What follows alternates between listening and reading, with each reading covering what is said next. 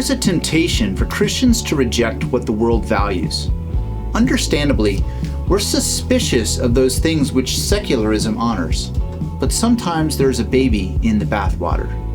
There are few things more sacred in the modern West than diversity, but this is a baby worth preserving. Diversity was God's before it was the world's. Hi, my name is John Beeson. Welcome to the Hive. Let's consider God's glorious plan for diversity.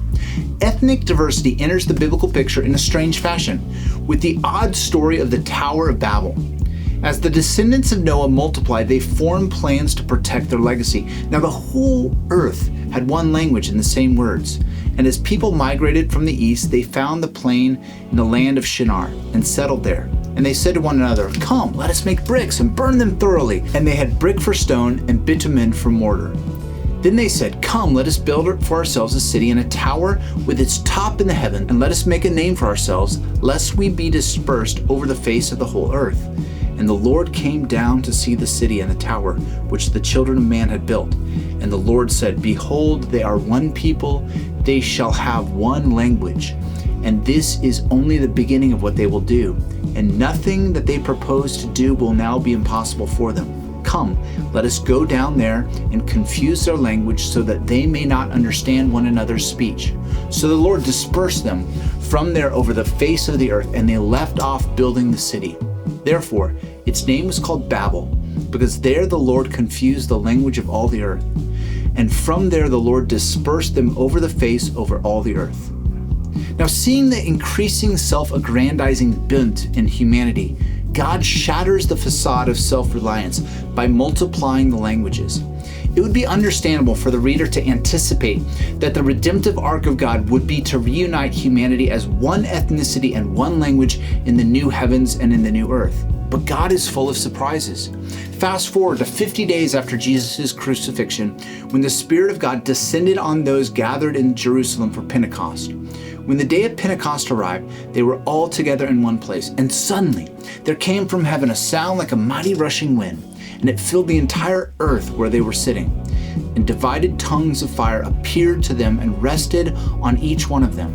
And they were filled with the Holy Spirit and began to speak in other tongues as the Spirit gave them utterance. Now, there were dwelling in Jerusalem Jews, devout men from every nation under heaven. And at this sound, the multitude came forward, and they were bewildered, because each one was hearing them speak in his own language.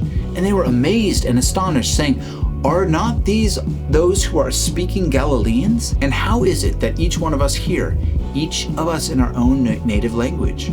Parthians and Medes and Elamites and residents of Mesopotamia, Judea and Cappadocia, Pontus and Asia, Phrygia and Pamphylia, Egypt and the parts of Libya belonging to Cyrene, and visitors from Rome, both Jews and proselytes, Cretans and Arabians, we hear them telling in our own language all the mighty works of God." And all were amazed and perplexed, saying to one another, "What does this mean?" As God promised, His salvation comes through to the nations. Interestingly, though, God doesn't choose one language for all ethnicities. Instead, God translates the message into every native language. Islam teaches that the Quran isn't to be translated into other languages. The Quran is only to be printed in classical Arabic. Not so with the Bible. As of 2022, the Bible has been translated into over 700 languages. God mercifully condescends to us. He speaks our language. Fast forward to the new heavens and the new earth. God gives John a glimpse of what is to come in the book of Revelation. "After this I looked, and behold, a great multitude that no one can number, from every nation and all tribes and peoples and languages, standing before the throne and before the Lamb, clothed in white robes, with palm branches in their hands, and crying out with a loud voice, 'Salvation belongs to our God who sits on the throne and to the Lamb.'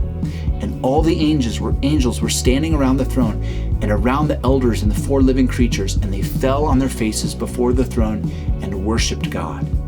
How does John know that this great multitude comes from every nation? While all are dressed in white robes, a symbol of Christ's imputed righteousness which covers us, our ethnic distinctiveness remains. Their beautiful physical differentiations remain, as do their native languages. All shades of skin, types of eyes and noses and textures and colors of hair are present in the new heavens and the new earth. Isn't that marvelous? In God's kingdom, the new creation is an upgrade. Diversity replaces uniformity. Diversity was God's plan from before the beginning. Diversity speaks to the wildly creative character of our God, who did not create one species of plant, but millions. Not black and white, but innumerable colors that fill the spectrum. Not only furry and fun domestic mammals, but about 130 million mammals worldwide. Not just the everyday banana you throw in your smoothie, but about 110 different species of banana. Not just the large star that provides energy to solar panels, but 1 billion trillion stars in the observable universe. When we're able to capture the beauty and glory of God's purpose for diversity, it changes how we think about our experiences in life. Consider music. In heaven, we will experience the full breadth of musical expression, from chant to classical to hip-hop to atonal. When we grow in grace, we broaden our appreciation for genres of music, knowing that in heaven we will enjoy masterpieces of varieties we can't even imagine now. Appreciating cuisine from across the globe is a sacred venture. As we grow in holiness, so we grow in humility and curiosity. This enables us to be able to worship God in a growing number of different styles of music and liturgies.